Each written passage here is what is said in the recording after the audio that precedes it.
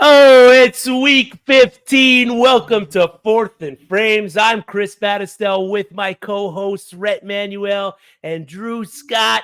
And tonight we dive into the playoff edition of Bussin' Discussin' Mid, engage in some masturbation, and talk about some of the players that we are ringing the alarm on or canceling the alert.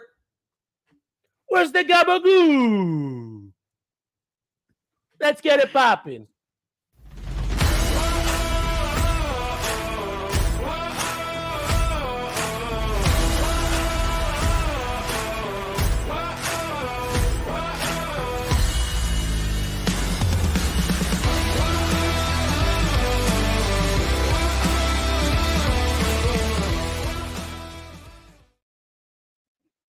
Fellas, the playoffs are finally here.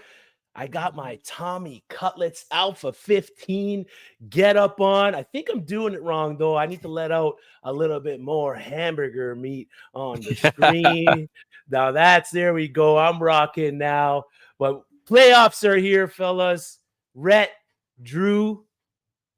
I mean, if you haven't told us on Twitter already, how many playoffs are you in? And are you ready for the final stretch? I'll go ahead and lead us off, man. First off, in terms of how many playoffs I'm in, I believe that number is we had one that preemptively started last week. So, that really doesn't count, and I was eliminated there. But I think 4 of 7 overall, which isn't bad. But you know what? It's not like some of these guys who, had 148 leagues and made their playoffs in 164 of them and had that bye in every single league. So, I did pretty good, but not as good as other people. Oh, Drew, how was your fantasy football regular season? A lot of good hits. How you sitting heading into the last 3 weeks, man? Normally, I don't really know about this segment. Like, I'm like, man, people don't really care about my fantasy football teams, but I need y'all. I need y'all this week. I need to vent. I need some help. So my dynasty leagues, I'm tanking in both of them purposely, and that went well. In my home dynasty league, I secured the 101, the 104, and the 106, and I have the 201 in our fantasy and frames dynasty league. I got the 103, so like I'm good on those. But on the redraft side, the Megala Bowl. I talked about it last week. I was in the fantasy playoff picture. Everything was good, right? There's like 20,000 people split into separate 12-team leagues. The top 3 from each league advance to the playoffs in week 15, and then it turns into like a Scott Fishbowl thing where the top percentage of teams advance each week. I was sitting in second place last week. Oh. This week, my team, the last week of the regular season, the week that determines who goes to the playoffs in the Megala Bowl, I went from second place to fourth place. I lost my matchup and I lost the median. My team shit the bed. I am the highest scoring team in my league, and I'm in fourth place and out of the playoffs in the Megala Bowl. Forget about that league. It just cut to the heart, all right? And then my home redraft league, all right? My home redraft league, I was either in first or second place in my division all year. I'm still in second place, but it was looking like for the longest time I was going to have the bye week. All right. And then now fast forward to this week. I don't have the bye week. I just lost Justin Herbert. He was my quarterback. Okay. I had Keenan Allen. He's not playing this week, as you'll talk about here in a little bit with the injuries. All right. I've got Jamar Chase, who's now playing with the backup quarterback, who, spoiler alert, I don't like his quarterback this week. You'll find out more about that a little bit later. All right. And Devon Achane's hurt, and Dalton Kincaid is dealing with an injury, and he's got Dawson Knox he's splitting time with. Like, this team that I felt so good about a month ago. I was in the bye week. My team was humming. Now I don't even know if I'm going to even advance past the first round. And the worst part about it is, in the first round of the playoffs, I'm playing the only guy in the league that's beat me in the fantasy playoffs in this league. I won the league the first year. I lost to this guy in the championship last year, and now I'm playing him in round 1 this year with no Justin Herbert, no Keenan Allen, Jamar Chase with a backup, Dalton Cade's banged up. I'm so down bad right now. So down bad. And it all happened in a matter of like 2 weeks. Yeah, well, shit, yeah, Drew. Well, I would love to feel terrible, but the exact opposite thing happened to me. Where in the last week of the regular season, Sucks where to I'm be you, good to be me. good to be me. But I'm sitting there like 3 or 4 seed, and then the last week of the regular season, the guy that was in the top seed and the 2 seed or whatever it was loses. I win, and I hop into that first round bye in my primary league. So sucks to be Attaboy. you, but it's great to be me right now. So I'm sitting there on pins and needles, hoping that the matchups play out for me because this is an actual chance to get a chip this year. Drew, get it too. if I was any better at this, I would cue up the Titanic violinists playing as you were going on about your fantasy season. But I know. unfortunately, I try not to complain, but we don't just talk about this stuff. We're really invested in it. Like we have our own leagues. We care about it. It hurts, man, and I'm hurting this week. I'm hurting. Yeah. Hello, darkness, my old friend. We got a question. Malcolm Merriweather. Start 2, Devonta Smith, Puka Nacua, Mike Evans, or Justin Jefferson. Rhett, what you got? In most cases, if there wasn't a questionable Justin Jefferson situation, you'd be an automatic fire up. But since Justin Jefferson is up in the air this week, I'm going to say Puka and Mike Evans until we get some Justin Jefferson news. Yep. Drew, any take on that? You agree? Completely agree. Those are the 2 I'd pick as well. There it is, Malcolm. Thanks for joining the show. Fellas, let's dive into some injury news from around the NFL.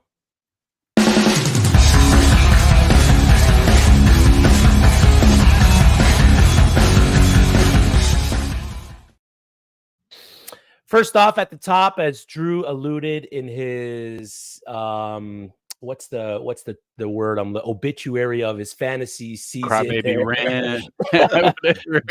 Justin Herbert is out for the season with a fractured finger.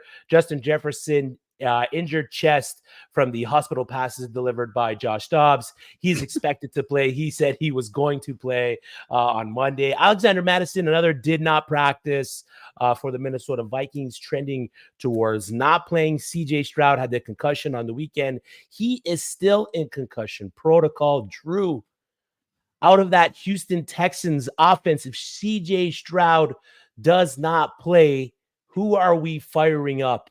Is it just sticking with Devin Singletary? As well as Nico Collins has the calf injury. He's doubtful. Is there anyone else in that offense that we are looking to put on at least our flex for the first round of the playoffs?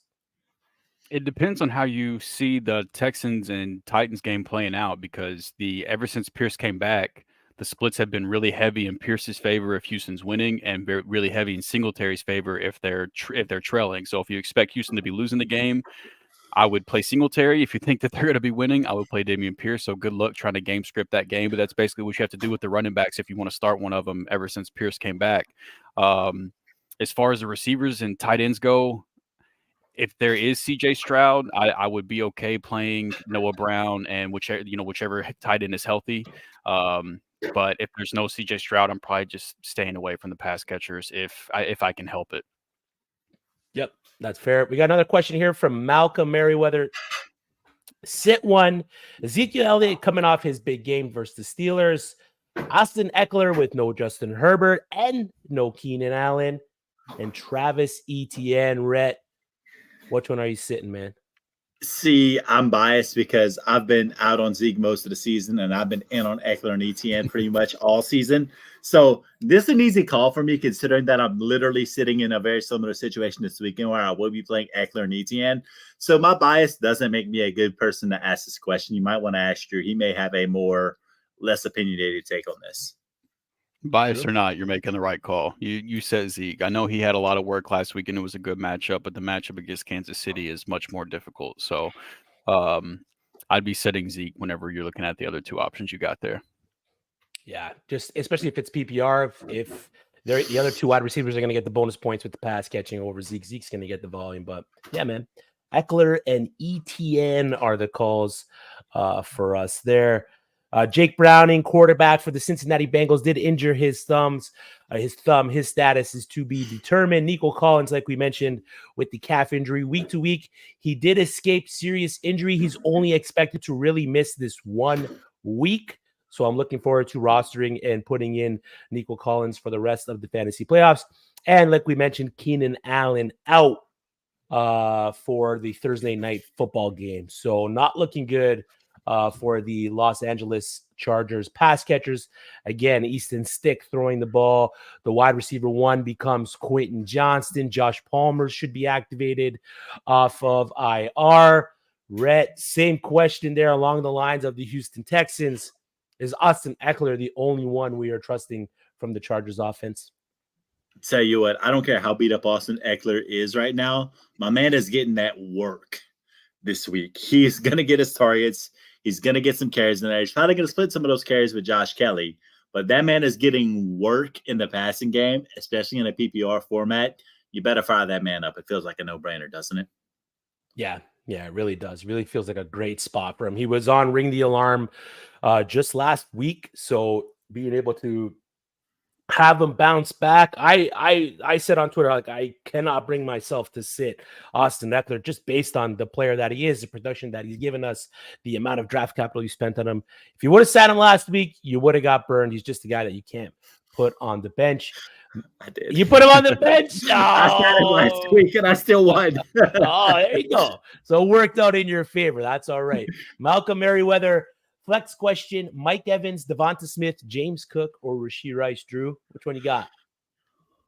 In that order, literally. I would go Evans, Smith, Cook, Rashee Rice would be how I prioritize those 4 guys. Although I will say it was so encouraging to see Rashee Rice finally get into that like elite level of snaps last week. So yes, sir. We might be cooking with gas with Rashee Rice the rest of the way. So it's nice to finally see him get over that Andy Reid rookie hump where he just hates rookies so much. So it could be exciting for Rashee Rice down the stretch. Yeah, Rashee Rice is one of those guys you just watch him and he just moves a little bit differently. There's some dudes that you just watch and you're like, that guy can probably have it. He's one of those guys where if he starts to figure it out in the league on a big time basis, he's athletic enough to where he can make some things happen. Not overly fast, but you ain't got to be fast. We've seen that with Keenan Allen over the years. We've seen a lot of guys who haven't gotten by being overly fast in the league if they learn how to run some routes. So, and Lord knows, and nobody other than Kelsey has it in that pass catching room whenever with Kansas City. So we don't got to worry about anybody else having it unless it is fucking up the game like Kadarius Toney did. Oh, shooting shots, baby, shooting shots. Hey, speak no lies. That's it for major injuries from around the NFL. Before we get into bussing, discussing, and mid, fellas, to pivot on the injury talk here, who is the top handcuff that you guys are looking to roster for the fantasy playoffs? Is there a handcuff running back that you guys are maybe looking at? Maybe a deeper handcuff wide receiver, quarterback, tight end? Is there a guy in a certain situation that you're holding on to just in case the guy in front of him gets hurt? I'll start. Tajay Spears is the guy for me. Just seeing what he's done in limited work. If Derrick Henry was to go down, I love Tajay Spears, the player, and the matchups in the fantasy playoffs aren't all that bad for Tennessee either. So if I can stash him, I'm doing that. Yeah, I've been a big Tajay Spears guy since the summer, and I talked about he had a little bit of Jamal Charles to his game, and everybody called me crazy. Well, he's kind of shown the season in that limited work that he's got some. He's a good player. So, we'll see where it goes. Don't look now. Don't look now. But Chase Brown also played his highest snaps last week, too. I know I called Joe Mixon my busting play and said, hey, we need to chill out on Chase Brown. But the snaps climbed up again. Another week, he had a long receiving touchdown. So, might not be another bad one to stash as well. Yes, sir. There you have it. Chase Brown, Tajay Spears, 2 guys you're going to want on your bench because really playoffs, if you have a start 13, start 11, your benches aren't that big to have that. To beat the waivers is what you're trying to do in the playoffs. Mm-hmm. Be a week ahead of everybody else. Chase Brown, Tajay Spears are guys that you're going to want to make sure that you have rostered. That's injury news from around the NFL. Fellas, let's get into the meat and potatoes. Bussin', discussing in mid. Go and try your luck. Test me in again. We let it rain. Please don't start us up. Got that black and white, that yin and yang. Mr. Officer, please don't search us. We don't. All right. This is Bussin', Discussin', and Mid. what we're going to do here is each give you a player for bussin' that we like that's outside of the top 20 wide receivers, outside of the top 15 running backs, top 8 tight ends, top 12 QBs. Our discussing players are the guys inside those parameters that we think aren't going to have a good day. And our mid plays are our favorite floor plays for the week. Last week, we were pretty hot with our mid plays and our bussin' plays. Some of our discussing plays. Drew is the number one El Capo in this segment right here. He is the leader in the win percentage. So, man, you are the capital gots. You get to go first. Who is your bussin' play for week 15? All right, so it's going to be running back DeAndre Swift of the Philadelphia Eagles against the Seattle Seahawks this week, and it's been a brutal stretch for Swift recently. He's only had one top 12 running back finish in the last 4 weeks, and he's been outside of the top 25 running backs the other 3 weeks over the last month. So I think it's time to give DeAndre Swift managers a little bit of confidence. So from week 2, whenever Swift took over the starting job, up to their bye week in week 10, the Eagles went 7-1. And won by an average of 8.3 points per game. And in the 7 wins, Swift averaged 18 carries per game, and he had 5 top 15 running back weeks. And he did still finish as the running back 13 in their one loss against the Jets in that stretch as well, but that was largely due to 10 targets that he saw in the passing game, which if you look at the rest of his games this year, it looks more like an outlier than something we can count on, the rest of the way. So fast forward to the 4 games after the Eagles bye week, they've gone 2-2. Their 2 wins have only been by an average of 3.5 points a game. And so they've won 2 games that were close, and they've had 2 tough losses as well. And that's led to Swift's carries dropping from 18 per game that we saw before the bye week to 11 carries per game after the bye. He still played the majority of the snaps in 3 out of the 4 games, but he did lose some passing down work to Kenneth Gainwell whenever they're trailing. So essentially, if you can successfully predict the game script for the Eagles, then you can also have a better feel of what DeAndre Swift's fantasy day is going to look like as well. So this week, despite going on the road to play Seattle on Monday Night Football, they're 3.5-point favorites according to FanDuel Sportsbook. Now, I don't think the Seahawks are a bad team. I don't think they're a pushover by any means, but I do also expect the Eagles to win this game. I agree with FanDuel. So my feelings on the game script, along with the matchup, should hopefully lead to a good day for Swift. Over the last 8 weeks, the Seahawks are the 4th best matchup based on schedule-adjusted fantasy points given up to the running back position. And while this is just a busting call for Week 15, technically, I also do want to point out that you should be excited for the remainder of the fantasy playoffs if you're a DeAndre Swift manager as well. They have matchups against the Giants in Week 16 and the Cardinals in Week 17, both of which are poor run defenses and games that I think that Philadelphia should be winning. So it should be a positive game for DeAndre Swift in that as well. So, but just talking for this week, Fantasy Pros Week 15 ECR has Swift as the running back 20, but I've got him up at running back 14. Love the play there. What's up, Gator? We're missing you tonight. Get well soon, brother. Love the Swift play there, Drew. He has been a little non-existent the past few weeks. He was Rhett's discussing player just last week. So, that was a good call. Having all that come into play for these last few weeks. I got him on quite a few playoff teams. So, I'm excited for him moving forward. Rhett, what's your busting call for the first week of the fantasy football playoffs, big guy? Man, we're going to have some fun tonight, as we always do, because my man Drew came out here and poo-pooed my little call a little bit ahead of time right here, considering we may have a CJ Stroud injury. But let's talk some Noah Brown tonight against the Tennessee Titans, man. Let's just call a spade a spade. Is the idea of playing Noah Brown risky with Davis Mills playing quarterback? Absolutely. But also, we're at a point where we have Dalton Schultz potentially playing, but coming off of injury. No Nico Collins, no Tank Dell. Somebody has to catch passes, right? It's either him or Robert Woods. And there's been one guy in this offense this year outside of Tank and Nico Collins that has shown that big play ability to flash, and that's been Noah Brown. So he's played over 70% of snaps in each of the past 6 games that he's been in. He's had 5+ targets in 5 of those 6 games. And like I said, he's shown that wide receiver 1 upside back-to-back weeks in Week 9 and Week 10. Was a wide receiver 2 overall in Week 9, wide receiver 7 in Week 10. And we've picked on the Tennessee Titans pass defense all season, and with good reason. And it still holds true. as they're ranked 25th against wide receivers in terms of fantasy points given up. And they've only given up less than 20 points to wide receivers only one time this season, and that was to the Carolina Panthers.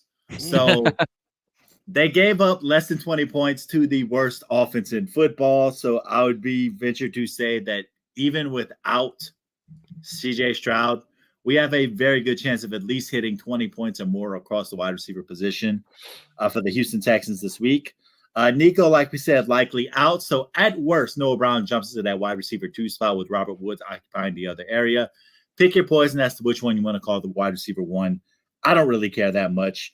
But with the Tennessee Titans still being pretty okay against the run, as in 16th overall, so right in the middle of the pack, this can be a nice Noah Brown matchup. So what I'm telling you is this, is that even if Davis Mills plays, 5 catches for 75 yards and a possible touchdown wouldn't be out of the range of possibilities for Noah Brown, and that would outperform where he's at in terms of projections this week as the ECR wide receiver 47.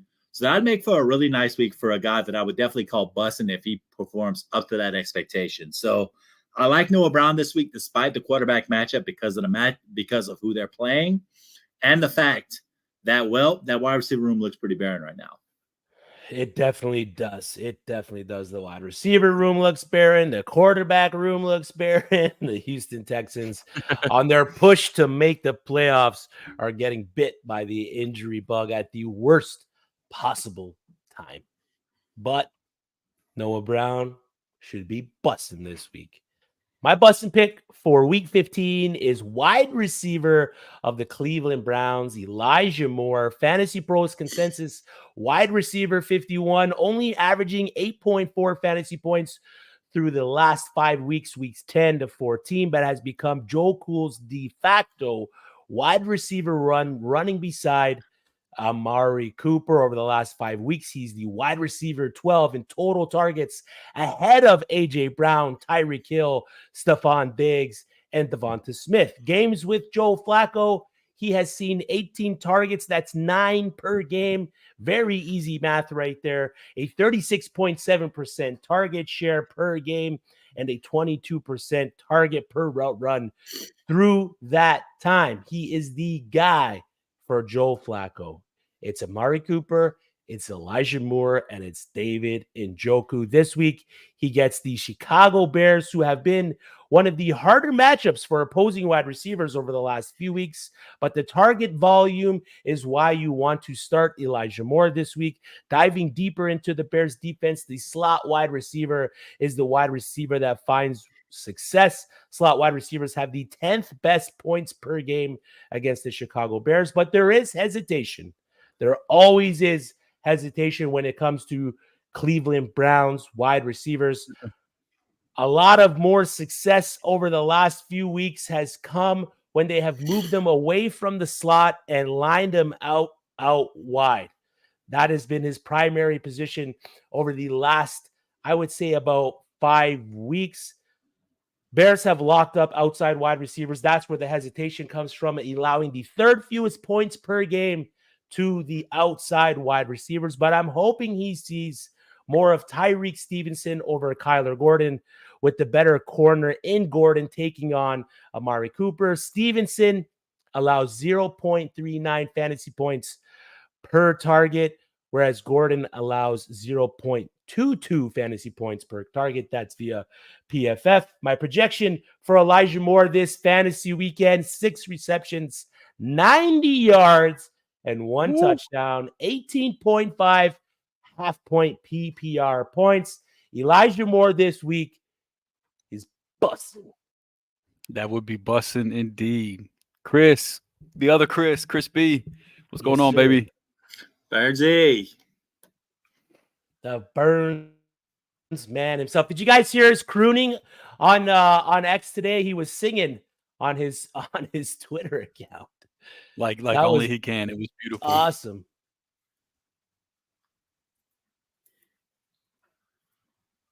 Oh.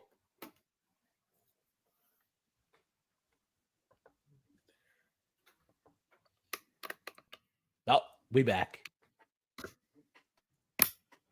But yes, Chris Burns with the crooning, the I did it my way for Scott Fishbowl was terrific. Absolutely great stuff. Make sure you follow him at Dynasty Deviant on Twitter. Those are our bussin' picks. We got DeAndre Swift, Noah Brown, and Elijah Moore. Let's head into our discussing picks for Week 15. Drew, give us your guy, man. Am I back? Is everything okay? You're good. You're good. You're good. Okay. This damn hotel internet. All right. So discussing. So with all the injuries at the quarterback position and the fact that Jake Browning himself has been the QB4 for fantasy purposes in back-to-back weeks, I would imagine there's probably some people out there considering starting him this week. I'm here to tell you that I think it's a trap, and you shouldn't do that. All right. So among quarterbacks that have started over the last 2 weeks, he is second in the NFL in passing yards. He's first in completion percentage. He's completed 82% of his freaking passes. And he's also first in adjusted completion percentage as well. Okay. So either the 2019 undrafted free agent quarterback, he's the best kept secret in the NFL since 2019, or he's just a backup quarterback that's played really well in 2 favorable matchups for fantasy quarterbacks, which that's my belief. And it's been a fun story. I know we love the underdog thing, and we always kind of go too far with this. And so I'm trying to slow it down now before we go too far again. Okay, so the last 2 weeks he's played the Indianapolis Colts, who are the 11th best matchup for quarterbacks based on schedule-adjusted fantasy points given up to the position over the last 8 weeks. And he's played the Jacksonville Jaguars, who have been the most favorable matchup for fantasy quarterbacks. The week prior to his back-to-back QB4 finishes, he was the quarterback 18 against the Pittsburgh Steelers defense. That's been the 9th toughest matchup for fantasy quarterbacks over the last 8 weeks, which to me means that he's basically what I would expect a backup quarterback to be, and that's perfectly fine. He's a guy you can stream in good matchups and a guy that I would stay away from in tough matchups because he has the weapons. So if he has weapons plus a good matchup, backup quarterback, you can fire him up. Bad matchup, I don't really care. I don't want to play him. This week, he's playing against the Minnesota Vikings defense. That's been the 4th most difficult matchup for fantasy quarterbacks over the last 8 weeks. And those 8 weeks include games against Brock Purdy, Jordan Love, Justin Fields, who's looked good for fantasy purposes since his return from injury. So, they've had good showings against the fantasy quarterback position, even with players that have been playing really well down the stretch so far this year. So for me, the first week of the fantasy playoffs in a tough matchup just really isn't the time that I want to go and trust Jake Browning. Thank him for his services, for getting you here with the last couple weeks, and just move on. Fantasy Pros Week 15 ECR has him as the quarterback 17. I've got him down at quarterback 25, meaning that even in Superflex leagues, if I can help it, I'm not starting him. Yeah, fair call. All great points there. Jake Browning not to be trusted in the fantasy playoffs. Week 1 discussing pick for Drew. Rhett, you got a big one, man. Let's hear it. Oh, I'm about to piss some people off tonight and say that this Stefon Diggs against the Dallas Cowboys. About to piss me off with that dang He pissed his own internet off. His internet didn't want to hear what he had to say. Well, my uncle once said, Drew, age-old saying, Am I back? Yes. Oh, you're back. Go ahead. Yeah. All right. So, like I said, we're going to take some people off, including my internet. And it's been a slow month for Stefon Diggs. It's been well documented in fantasy football that he has not been that guy lately. It's been a slow month, and this ain't the week to break out of it because it is the Dallas Cowboys that he's seeing. Stefon Diggs, wide receiver 8 for the season. But in the past 3 out of the past 4 weeks, he's finished wide receiver 56, wide receiver 57, wide receiver 13, wide receiver 58. That's been his last 4 games. And Dallas is the 7th best defense against wide receivers, 12th against quarterbacks, top 10 defense overall. And, well, paying attention to this, doing some research, Stefon Diggs has not fared well against good pass defenses over the past month. Let's walk through it. Denver Broncos, 6th worst matchup for receivers. Stefon Diggs, 3 catches for 34 yards. New York Jets, worst matchup for wide receivers. Stefon Diggs, 4 catches, 20.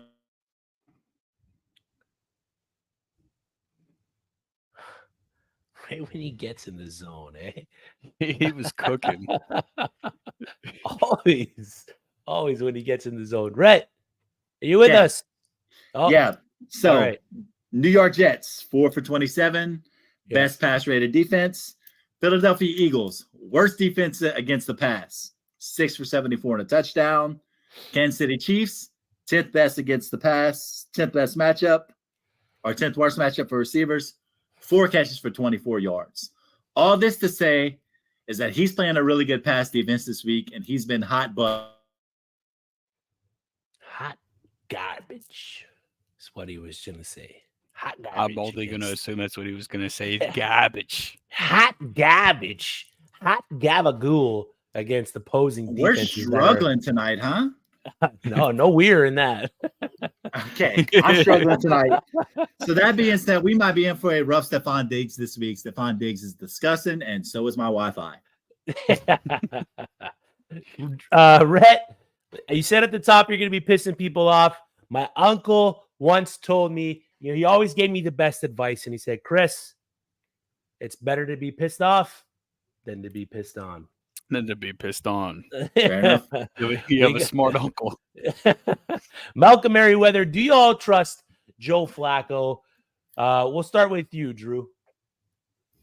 I mean, define trust. It all Are depends you on comfortable, one QB or Superflex league, are you comfortable rolling with Joe Flacco as a starter for the fantasy playoffs? One QB, no. I would much rather not. Superflex, I'm okay with putting him in as my QB2 in a Superflex. Chicago weirdly has just decided to start playing really good defense lately, and and that goes against the quarterback position as well. They've had tough games against Minnesota and Detroit, most recently 2 games against Detroit, really. So I think. If in a Superflex league, I would put him in just purely based off of his post-game press conference whenever he was talking about how his kid was old enough to be able to kind of register and really understand what was going on. And the man's been out there just balling out, and his kid for the first time in Joe Flacco's life, his kid is old enough to watch him ball out. I think he's just out there just riding on backyard ball, baby. Backyard ball, baby. Dad's straight, knowing his kid's out there watching, and he's slinging that thing. So in a Superflex league, I'm putting him out there just off of that. Just that post game press conference, it hit the heart. It did things to me. Yeah. But one quarterback leagues, no way. that's where the warm and the fuzzies, they go away in one quarterback leagues. I can just picture Joe Flacco at home with his son. They're both playing Fortnite. His kid's just wrecking them in video games. And he's just like, you know what? I'm sick of this. I'm going to show you what your dad's all about, man. And so he's out there throwing the ball 40 times a game. It's been great to see. That's the only reason I didn't go pro in football, is because I can beat my kid in Fortnite. Hey, me too, man. Andrea, hello, Andrea. Welcome. Hold me back.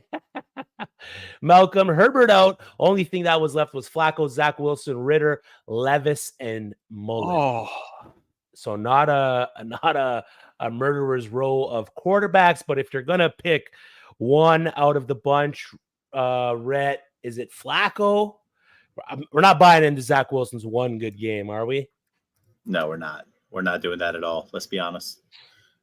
It would be between Flacco and Levis. Levis. Yeah, I mean, Levis does play.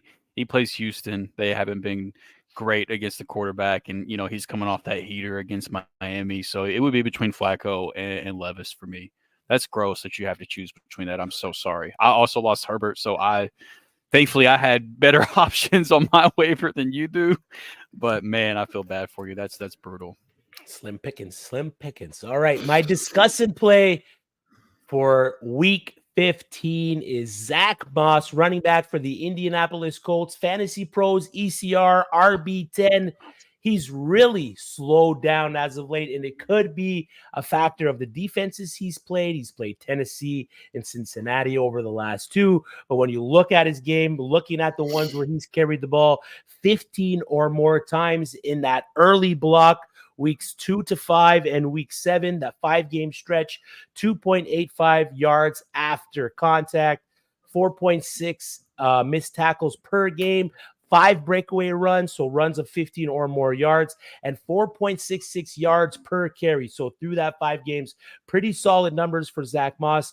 But in that last block, the last 2 weeks, when you really needed Zach Moss to take you into the fantasy playoffs, 1.36 yards after contact, 2 missed tackles per game, 0 breakaway runs, and 2.35 yards per carry. So pretty much everything that he was doing at the beginning has been slashed in half.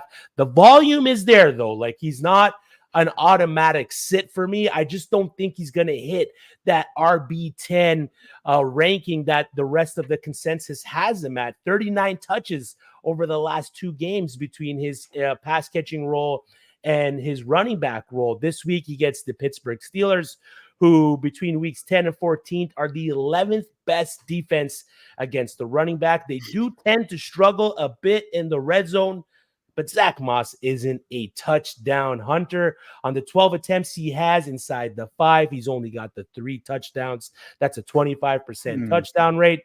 40 attempts in the red zone. That puts him at RB6, and he's only converted enough points to equal out to RB15 in fantasy points scored. So not that great fantasy points scored in the red zone. So not that great for Zach Moss, considering the opportunity he's had inside that money zone. Better running backs have had good days against, better running backs have had bad days against the Pittsburgh Steelers. Derrick Henry, Joe Mixon, and Josh Jacobs. Steelers have recently been bad against running backs like Ezekiel Elliott and James Conner. So volume running backs have been really having great days against the Pittsburgh Steelers. But this week, I just don't see it for Zach Moss because of how much he slowed down. He's playing the Pittsburgh Steelers, who are a team that are, as well as the Colts, trying to stay in the hunt to make the playoffs. Yeah. And these are the reasons why. I mean, I have Zach Moss finishing around the RB 18 to 22 spot. So he's getting close to that double-digit point total for the week in half-point PPR scoring. Again, not a definite sit just based on the amount of touches he's getting. There is nobody behind Zach Moss. He is a great flex play. You know, if you want to plug him in as your RB2, that's why you got him. The volume's going to be there, but don't expect an RB1 finish for Zach Moss in week 15. So those are our discussing plays. We got Jake Browning from Drew, Stefon Diggs from Rhett, and Zach Moss from me. Let's get into our mid plays before we head into master debation. But before we do, anyone watching, we appreciate you. Like the stream, subscribe to the channel, and hit that notification bell to get notified whenever the Fantasy and Frames drops new content. As you've seen, Dynasty 365 was on before us, and right after us is the Shoot the Gap IDP show. Tuesdays, we got the Waiver Wire show. Thursdays, the Mailbag. Fridays, the DFS show with Keith. And then, of course, Sunday, the 3-hour grind pregame show where we take all your last-minute start, sit questions, trade questions, anything you got to get you ready for the week. We will have you rolling. Let's get into mid, fellas. So players that we think at the very least are going to hit their fantasy floor. Drew, you've been leading us off in busting, discussing. You may as well keep it going with mid. We are so back. We are so back, baby. And I love to see it. I have always enjoyed watching OBJ, but I've got a real soft spot for him after what he did for the Rams in their Super Bowl run. By the way, he would have been Super Bowl MVP if he didn't get hurt at the beginning of the game. They had everything drew up for him in that game to be Super Bowl MVP. Beside the point. But I love seeing this resurgence for him as of late, and he's still not even playing a ton of snaps. In fact, the 53% of snaps that he just played this past week against the Rams, that's the highest snaps he's played since week 8. But man, has he been productive when he's on the field. Since Mark Andrews' injury early in the week 11 game, OBJ leads all Ravens pass catchers in receiving yards, target share, yards per route run, and he only has one less first read target. compared to the team leader, Zay Flowers, despite being 5th on the team in routes run per team drop back. And Odell's first among wide receivers in so Jacksonville plays zone coverage the 4th most often in the league. And then when they're playing zone, they're in cover 3 at the 6th highest rate in the league. And OBJ leads all Baltimore wide receivers in yards per route run against both zone coverage and cover 3 since week 11. And if that's not enough for you, over the last 8 weeks, the Jaguars have been the 6th best matchup for wide receivers based on schedule-adjusted fantasy points given up to the position. And when they do give up fantasy points to receivers, 58% of those fantasy points have gone to receivers that have lined up out wide since week 9. And OBJ has lined up out wide 87% of the time since week 9 as well. So he's already been incredibly productive in the snaps he's getting. So if those percentages continue to climb with a good matchup on the horizon, I think it's going to be a big week for OBJ. If you think Jake Browning was good against the Jaguars, just wait and see what Lamar does with those guys, man. Fantasy Pros Week 15 ECR has him as the wide receiver 32. I've got him up as the wide receiver 1 for the Ravens this week. I've got him at wide receiver 21. I love it. Lamar Jackson has become my new favorite player in the NFL. I just love watching. I love watching him play, man. Good. When he is in the zone, there is no stopping him. When he's making passes, just dropping dimes, when he's running around with the ball in his hands, just so quick-footed out there, so slick. There's no other player in the NFL like him. He is a game changer, man. He is an absolute game changer, and no one can tell me different. And he should be one of the MVP candidates as well, if not the MVP front runner. 100. Hey, 100%. You're right there, Drew. Malcolm Merriweather, IDP question. Are Ivan Pace Jr. and Ernest Jones good pickups and play point for every tackle? Guys, I'm not a big IDP guy. Rhett, I don't know if you want to jump in on this. Malcolm, stick around after us. There is the Shoot the Gap IDP show with Jorge, Nate, and Hollywood, and they will take all your IDP questions. They are much more educated in the IDP than I am. But Rhett, Drew, I don't know if you guys want to take a crack at this one. I will say this. I do play some IDP, and I do have Ernest Jones rostered on a couple teams. I will say he's been fairly solid tackler, but if you want really good information, hit up our show next hour, because that's going to be where you can get some fire information for real. Yep, I would completely agree. I know Ivan Pace has really come on since the injuries for Minnesota. Ernest Jones has always been a tackling dog. So I think they're probably going to tell you to pick him up, but to echo what these guys said, the IDP guys are coming up right after us, and I would definitely drop this question in their chat, and they'll be able to give you a much more detailed response than what we can. There you have it. All right, Rhett. I love this pick right here. Can you guys debate who's more horrible, Jerry from Forrest Gump or Rose? I love you, Jenny. I'll take this real Rose quick. From Titanic, scoot over, bitch. Why you taking up the whole thing, man? It's gotta be Jenny, man. Dead ass wrong answer, Drew. It is Jenny from Forrest Gump. It's gotta be Jenny, man. Did Jenny call Forrest Gump his life? She strung that man up along all his life. And then once he gets rich, she comes back when she has AIDS. That is deplorable. Deplorable. So you would rather that than for somebody to cost you your entire life? If I'm in the kingdom of heaven for doing a good thing, absolutely. I mean, Leo could have Leo could have kicked her off, hopped on there. He didn't have to stick around. He could have, but like y'all saw this, y'all saw the size of that thing, right? Like I'm not tripping. Like there was room for both of them. Yeah, sure there was. But you don't know buoyancy with the weight. You know, there's science. There's science in it. So it's Jenny is worse than Rose. So it's not I love you, Jenny. It's I hate you, Jenny. Exactly. All right, Rhett. Give us your mid pick. Oh my God. Malcolm asked us about this a while ago. So, I'm just going to go ahead and dive in. Malcolm, I'm going to go ahead and say that JoeFlaco, Waka Flacco. All right, Ken.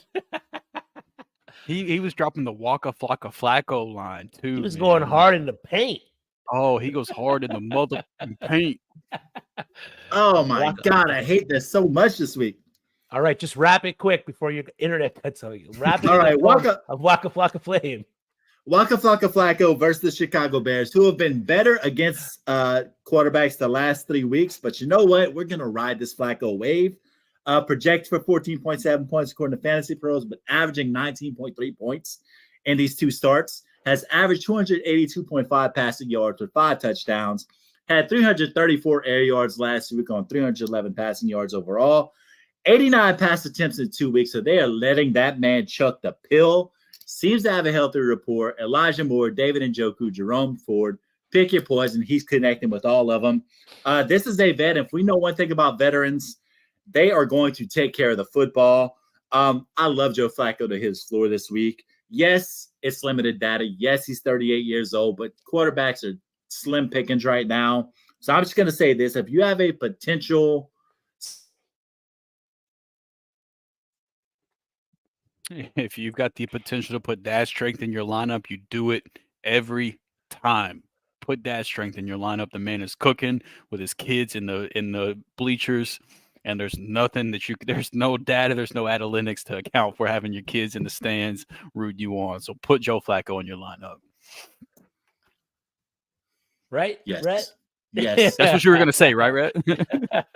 I was going to say, if you needed a low-end quarterback one in your super flex leagues to have that kind of potential, fire up JoeFlaco. Yeah, samesies. Yeah. No Fugazi in Joe Flacco's game. All right, fellas, my mid pick of the week. Going to keep this simple. DeAndre Hopkins, Tennessee Titans, wide receiver. The guy has been the offense for the Titans outside of Derrick Henry. 24 targets over the last 2 games, 5 in the red zone, by far the leading Titan. 2 touchdowns, 12 receptions, nearly 200 yards through those last 2 games, a 46.1% dominator rating. That's good enough for wide receiver 1 on the season. They may as well call the team the Tennessee Nooks. This week, they got the Houston Texans. No reason to slow down versus the Texans, who are trying to keep afloat in the AFC wildcard race. My little bit of a worry here is Stroud doesn't play, which could lead to a negative game script, and Derrick Henry's love to abuse the Houston Texans is another worry of mine. 19th worst defense against the position over the last 4 weeks in the red zone. 4th worst defense against the wide receiver, allowing 11.5 fantasy points per game to the position in the red zone. With the amount of times that DeAndre Hopkins is targeted, with the amount of times that he is targeted in the red zone, with the amount of points that the Houston Texans give up to the wide receivers in the red zone, DeAndre Hopkins is the easiest of easy plays for you this week. Plug, play, set, forget, don't sweat. DeAndre Hopkins is my mid-play for week 15. Fellas, another great bussin', discussing, and mid. Quickly over the players bussin': DeAndre Swift, Noah Brown, Elijah Moore, discussing players that we don't like: Jake Browning, Stefon Diggs, Zach Moss. And mid plays, our favorite safe plays of the week: Odell Beckham Jr., Waka Flacco, and DeAndre Hopkins. Masturbation.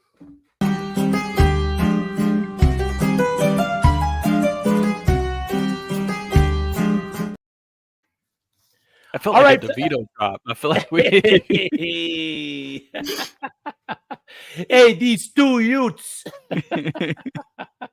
Okay, masturbation. One of us is going to deliver a topic or a situation, possibly 2 players, and the other 2 guys are going to debate whether it's which player's better, what side of the situation's better, and then the presenter, along with you guys, the viewers, are going to decide who the winning side is. Feel free to hop on Twitter at @RManual Sports, at Drew3MR, and at FFChrisB, and let us know personally who your winner is, or let Drew know how bad his argument was.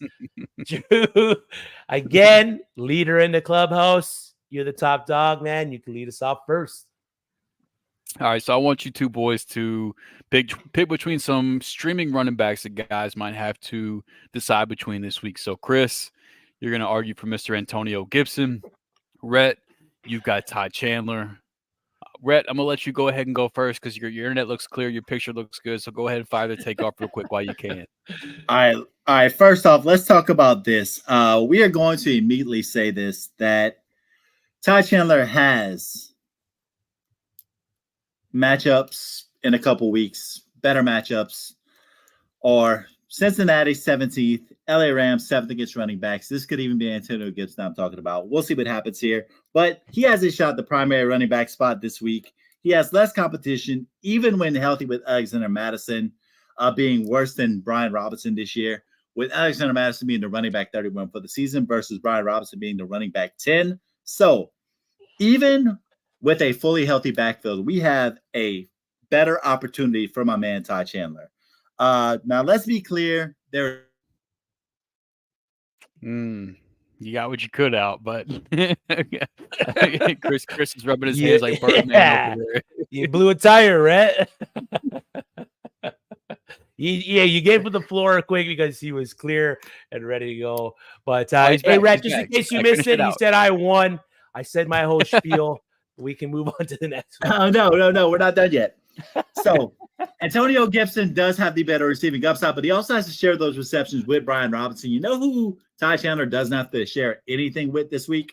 Or if he shares anything, it's going to be with a jabroni named CJ Ham, who doesn't even play running back. He's a fullback, ladies and gentlemen. So all I'm saying is that fantasy football is an opportunity game, and Ty Chandler does not have to split those opportunities this week with another running back, especially one that's healthy. Antonio Gibson does. Go with Ty Chandler this week. Huh. Is Brian Robinson healthy? I don't think he is. Didn't play last week. I think he hasn't practiced this week. So Antonio Gibson becomes the guy for the Washington football team. Commanders going against the Rams, who are the middle of the pack team against the running back, allowing 14.9 fantasy points per game over the last 3 weeks. Not too shabby. And if you're looking at Antonio Gibson without Brian Robinson, 10 carries, 1 in the red zone, 5 targets, 4 receptions, total of 72 yards, 11.2 fantasy points last week. This week, like I said, he draws the Los Angeles Rams. He's got the Jets and the 49ers. Not a great schedule for the whole playoffs, but we're talking week 15. You're going to give me Ty Chandler, backup running back on a team that just lost their backup to the backup quarterback in a game this late where Minnesota Vikings are kind of cooked. I'm going to lean on Antonio Gibson in the better matchup with a healthy workload being more involved in the pass game. Yeah, it's tough, man. And if the situation in Minnesota was a little bit better, I probably would have sided with Todd Chandler. But knowing we got Nick Mullins versus Sam Howell, who has not shied away from targeting the running back position, I'm gonna have to give it to Chris and Antonio Gibson as far as this one goes. So I hate being the judge, so please get me out of here. Let's get this over with. All right, Rhett, you're judge number 2, man. Let us know what you got going on. All right, guys. So here's where I am. I want us to look and study between a guy that I aforementioned earlier being currently struggling. So struggling Stefon Diggs versus a person who is surging at the right time of the season, marvelous Michael Pittman Jr. We're going to go ahead and have you guys decide which one of them do you prefer for the playoffs. We're going to go ahead. We're going to give Drew the floor first with Stefon Diggs. Chris, you're going to follow with Michael Pittman Jr. Drew, the floor is yours and fire away, my man. I feel like I'm fighting against a stacked jury here because you just said you just talked up Michael Pittman Jr. in your introduction, but whatever. I don't care. I've fought stacked juries before. It's all good. I think Michael Pittman is great. In fact, I think he's one of the most underrated receivers in the league. However, that being said, I still believe Stefon Diggs is better. And not only is Diggs the better player, He's in the better offense with the better quarterback, and the Bills average 27 points per game while the Colts average 24 points per game. And not only does Diggs play with the better quarterback, his quarterback throws the ball more as well. Josh Allen averages 37 pass attempts per game, and Gardner Minshew averages 29 pass attempts per game. And I see Chris over there nodding his head. He's like, hey, I'm about to cook. I'm about to go ahead and tell you that Michael Pittman has the second most targets among receivers. But whenever he tells you about those targets, he's not going to tell you the fact that even though he's second in targets, he's only 13th in yards and 27th in touchdowns, despite getting all that volume. And the reality is the usage numbers between these two guys aren't all that different. Pittman has a 31% target share. Diggs has a 30% target share. Pittman has accounted for 33% of the team's receptions. Diggs has accounted for 27 of the team's receptions. Pittman has accounted for 32% of the team's total yards. Diggs has accounted for 29% of the team's total yards.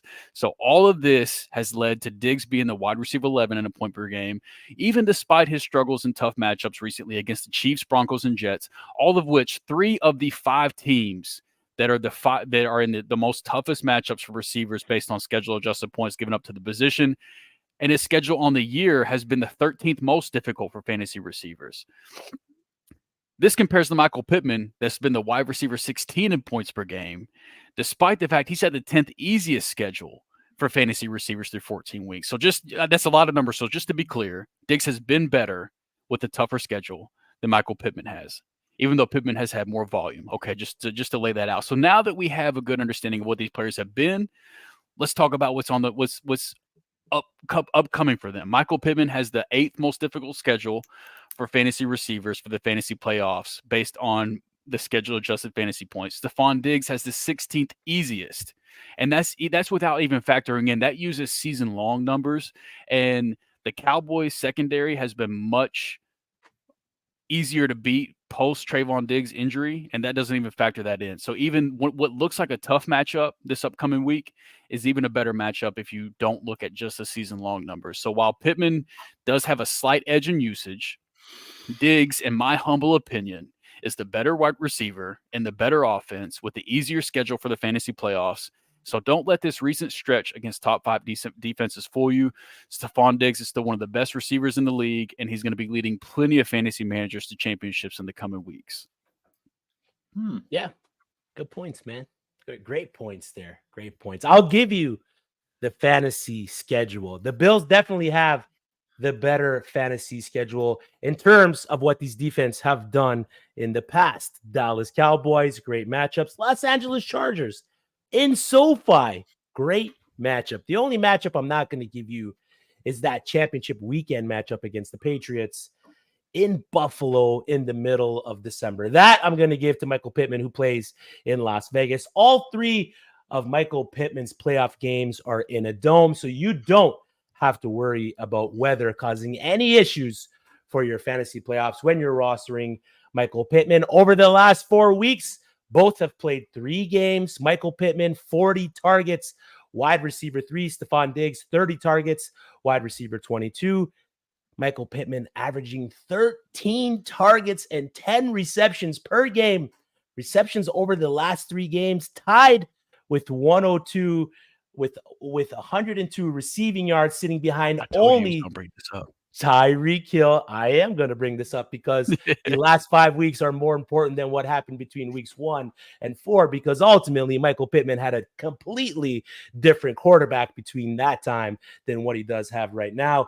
Stefon Diggs, 5 receptions, 42 yards, and 10 targets per game through that time. You keep telling me how much better Stefon Diggs is than Michael Pittman, but these numbers just aren't showing it. These numbers just aren't doing it. 10 targets compared to Michael Pittman's 11 targets, and all Stefon Diggs has to show for it per game is 5 receptions and 42 yards. 9 games of double-digit targets for Michael Pittman. Stefon Diggs has 8, pretty much equal down the board.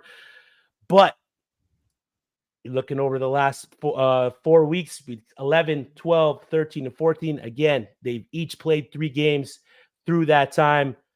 Routes, Michael Pittman, 96% to Stefon Diggs, 88%. Targets per route run, Michael Pittman, 31%. Stefon Diggs, 25%. Targets, Michael Pittman, 35%. Stefon Diggs, 28%. Catchable targets, Michael Pittman, 77%. And Stefon Diggs with the better quarterback, 66%. I'll give you Stefon Diggs with the higher A-dot. That's great. And all Stefon Diggs gets out to the field much more quicker than Michael Pittman. But everything else down the board, 3 and 4th down targets goes to Michael Pittman. Play action targets off of play action, which is what Indianapolis Colts run a lot. Michael Pittman. PPR over the last 4 weeks, Michael Pittman. PPR rank over the last 4 weeks, 10.67 for Michael Pittman. And you guys want to take a shot in the dark what Stefon Diggs' rank was? If Michael Pittman was 10.67. Against 4 of the top 5 defenses in the league, right? Right. Oh, okay. Yeah. Right. Let me hear it. What do you got? Ain't nothing like a small sample. 7. Yeah. Football's about trends, baby. I'm not going to go back, like I said, to week 1 to 4 when a completely different quarterback was throwing the ball. I want what the game plan is now. I want what the Indianapolis Colts are doing now. One of your favorite stats is schedule adjusted fantasy points. And what does that calculate? Mm-hmm. What teams are doing now, not what teams are doing adjusted back in the day. Which is in favor of Diggs. Which is in favor of Diggs, sure, because their schedule has been favorable for the playoffs. Which is what we're talking about. I gave you that at the beginning. Stefon Diggs has the better schedule, but Michael Pittman will be the better producer. Oh, you guys. Bravo. You guys. It's just golf claps for both of you. That was spectacular. But I will have to say this. Well done, Chris. You get the points. The man gets the points. Canada gets the points tonight, ladies and gentlemen. That was good. It was a good. You started throwing some stuff at me. You started using I was like, did this guy see my notes, man? Did he hack into my notes? Don't worry. Trust me. I'm writing this down. You best believe I'm. hey, by the way, Chris B, I see you in the comments. Go ahead and tell me over the last 2 weeks who's been better, Bijan Robinson or Jahmyr Gibbs? You look that up for me. You seem to have time to be commenting. Go ahead and let me know that thing you were judging with us. You know, Bijan or Gibbs rest of the season. Go ahead and let me know who's been better the last 2 weeks. I'll hang up and listen. Jeez, I'm keeping track. I'm keeping track. Was it now, okay? I think Gibbs was better. Gibbs was better last week, wasn't he? No, Bijan was better last week and the week before. He's been better each of the last 2 weeks. I'll hang up and listen. Trash talking our listeners. Unbelievable. All right, fellas. We got to get wrapped. We got one more here. I'm going to give you guys a situation of playoff tight end streamer for week 15 only. A situation that a ton of fantasy managers are in. Streaming tight ends if you don't have one of the top 3, which is Sam Laporta, TJ Hawkinson, and Gerald Everett, Taysom Hill. Let's go with these 2 streamers. I'm going to give you guys. Drew, you're going to rep Logan Thomas. Rhett, you're going to rep Gerald Everett. I mean, with the situation with Keenan Allen, maybe Gerald Everett not a bad case, but let's hear what you got, Rhett. Oh, well, here you go. All right, so first off, I'm going to try to convince you that the answer is Gerald Everett because over the past 5 weeks, Logan Thomas has not been it over the past 5 weeks in half-point PPR. 5.1 points, 6.5 points, 6.3, 2.5, and 2 over the past 5 weeks, whereas Gerald Everett has at least been a little more boomer bust. He has, yes, a 2.8, a big fat 0, but he also has a 12.3 and 6.4. So he's been better than Logan Thomas 3 of these 5 weeks. So he's been better recently, and he has a decent matchup and no Keenan Allen. But Logan Thomas does play the Los Angeles Rams, and that is a great tight end matchup. I get it. But guys, can we be honest in doing this research? I'm just going to go ahead and put this out here. Drew, you can say whatever the heck you want in this situation. I could see this debate. Cheddar Bob is back, baby. Logan Thomas has the better quarterback. He has the better matchup. And if Gerald Everett outperforms him, if we're being honest, it's going to be dumb luck. So, Your Honor, please give him the Batistell Award this week because I have a terrible argument. Just give him these sympathy points and let's keep it moving. I'm doing this in full confidence. I'm doing the right thing. I can't argue for Gerald Everett in this situation. I do have a friend named Cheddar Bob that shot himself in the leg.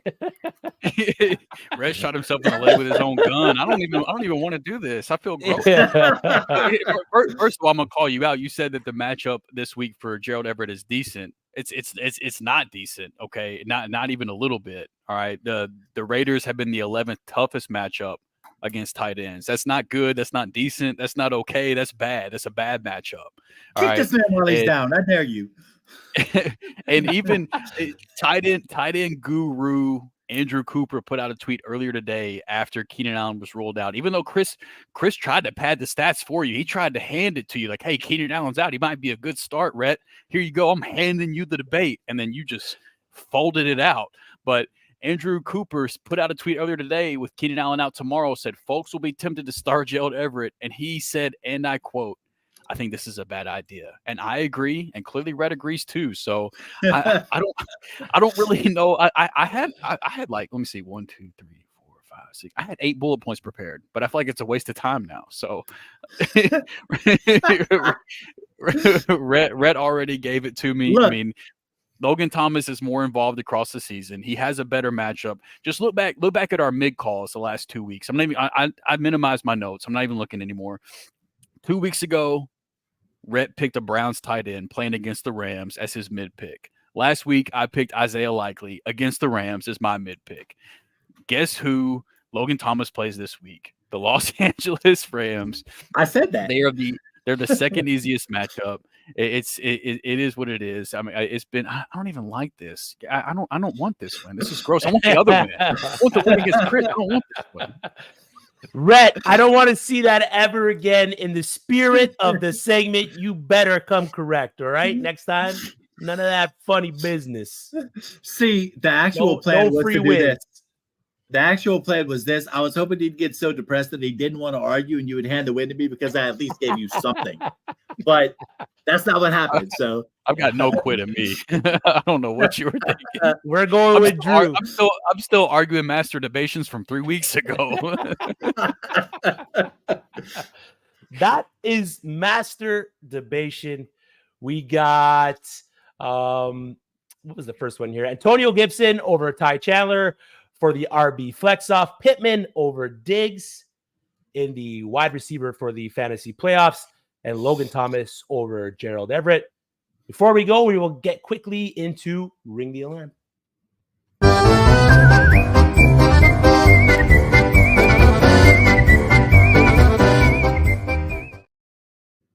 Oh! That guy's agent is money. That guy should have his own TV show. Oh, my goodness gracious. Mink. Yeah. Anyways, Ring the Alarm. I'm going to deliver a player to Rhett and Drew. I'm going to give them a bit of a backstory behind said player, and they are going to let me know and let you know, more importantly, whether or not they are ringing the alarm on the player or situation or canceling the alert. And in the spirit of today's show, I got the gold chain, I got the rollie on, I got the My Boss shirt.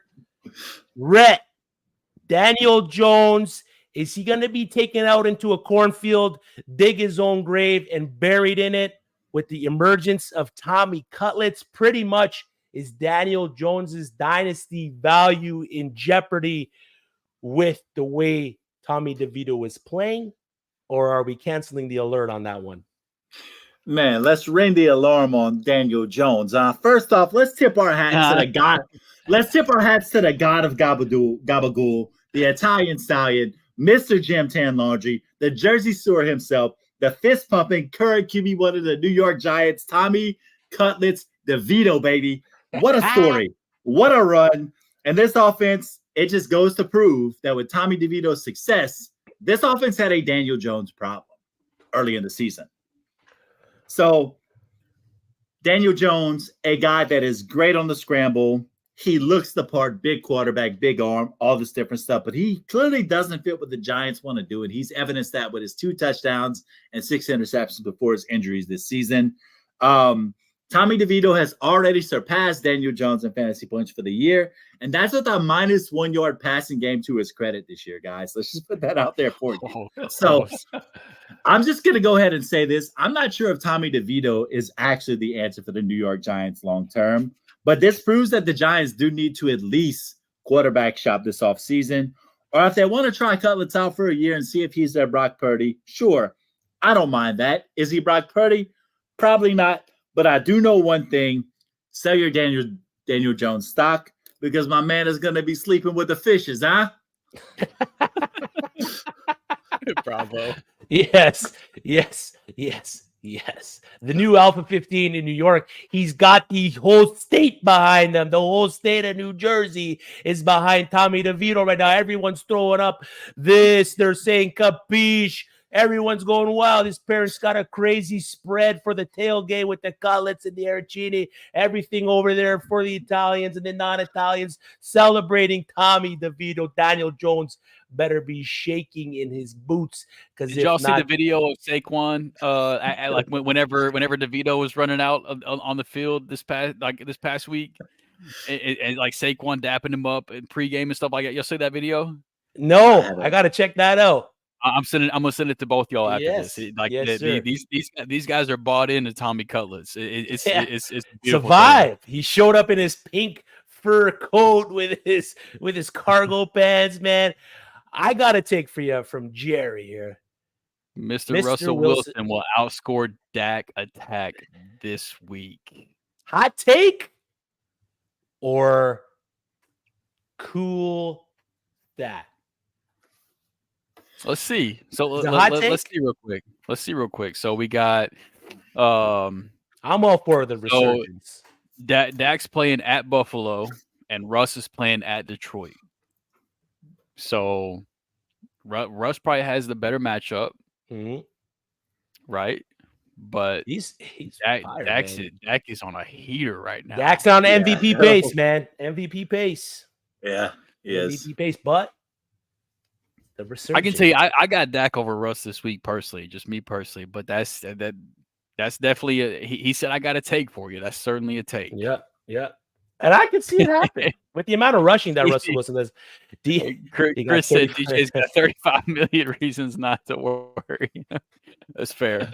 That's fair. That is, very fair. All right, Drew, the player that I'm going to present to you over the last 6 weeks. QB 30, QB 12, QB 15, QB 8, QB 16, and QB 20. One of the top drafted QBs of this year's drafts for anyone that reached up and drafted a quarterback. It's not looking good over that stretch. 3 weeks left in the season. I got to know, Drew, are we ringing the alarm or canceling the alert on Patrick Mahomes? Ooh. Yeah, this one doesn't feel good. I mean, you likely either spent a second or a third round pick, and you probably took him as one of, if not the first quarterback off the board during draft season. And he's been the quarterback 7 based on points per game. And he's only been a top 10 quarterback once since week 8. So it's not what you're not getting what you pay for right now. And this isn't all on Mahomes by any means. I mean, the Chiefs lead the league in drop passes right now. It seems like that Kelsey and Rashee Rice are the only 2 dudes that he can trust. And a lot of times it seems like the Chiefs might just be better off just letting Isaiah Pacheco, dig holes in the ground and letting their defense play good defense. Because despite how great Patrick Mahomes is, the pass catchers have been suspect at best outside of those 2 guys. And from a fantasy standpoint, his matchups aren't getting any easier anytime soon. He has the 7th toughest schedule for the fantasy playoffs, and his only plus matchup comes in week 17. It was, like preseason, the best ball guys, everything was excited about the Cincinnati, Kansas City week 17 correlation, all of that, yada, yada. And now you got Jake Browning playing in the game. Depending on how, like, some people might still be hype about it. Me personally, you guys know how I feel at this point about the Cinderella story that isn't a Cinderella story with all that. So I still think that Mahomes will do well in championship week, but the 2 weeks ahead of that are tough, man. Like, he's got 2 tough matchups in weeks 15 and 16. the first couple weeks in the fantasy playoffs. And no, I'm not completely dropping Mahomes or anything by any means, but for at least week 15 and week 16, I'll consistently have Josh Allen, Dak Prescott, Lamar Jackson, Jalen Hurts. Those 4 guys for sure are going to be ranked ahead of Mahomes on a consistent basis. So that puts him at quarterback 5 at a minimum. And then you factor in some other quarterbacks that might have positive matchups that I want to take over Mahomes in weeks 15 to 16. He could be anywhere from quarterback 5 to a back-end quarterback 1 the first couple weeks of the fantasy playoffs. And that's not what you paid for in draft season whenever you draft him as a quarterback 1 or quarterback 2. So for those reasons, unfortunately, and before I say this, I want to get this on tape. I want to clarify, I still think Patrick Mahomes is the best real-life quarterback in the NFL, so don't hear what I'm not saying. But for fantasy purposes, at least for the next couple weeks until you get to week 17, I got to ring the alarm. It's tough, man. It's tough. It hasn't been good for him. And on top of that, Drew, follow-up question. If the Kansas City Chiefs don't do enough to strengthen their wide receiver room heading into next year, would you be hesitant to put Patrick Mahomes ranked in the top 5? Top 5, no. I probably still have him in there just off of talent alone. But like I had him in the top 3 this year. He's probably going to be toward the back end of the top 5. But yeah, you talk about, you got Hurts and Josh Allen. Those 2 guys have been consistent fantasy point per game producers and they've got their weapons locked in. Yeah. And then you've got the, Lamar Jackson doing what he's doing, the emergence of some of these young guys. He's probably going to be at that fringe, the back end of the top 5 quarterbacks, rather as the front end that he's been, the last couple years. So Kansas City definitely needs to get him some help. They need to ship Tony got to go. MVS, you got to go. They got to get some guys in there that can actually make some plays outside of Kelsey and Rashee Rice. They really do need some game separators there in Kansas City to help out, especially with the rumblings of Travis Kelce looking to move on past football. I mean, you don't want to get stuck with your franchise quarterback with nobody to throw to. Swift money. Yeah, exactly. He's gonna get married to her now. She's worth at least $1 billion, right? Hey, got that gabagoo. All right, fellas, that's it for us. Let's turn it over to Shoot the Gap. Any final words before we do? It's Bowman tonight as usual, boys. Tommy Cutlet to the death of us. Hey, for Rhett at R Manual Sports, for Drew at Drew3MR, for myself at FF Chris B. Good luck, week 15. Toodles.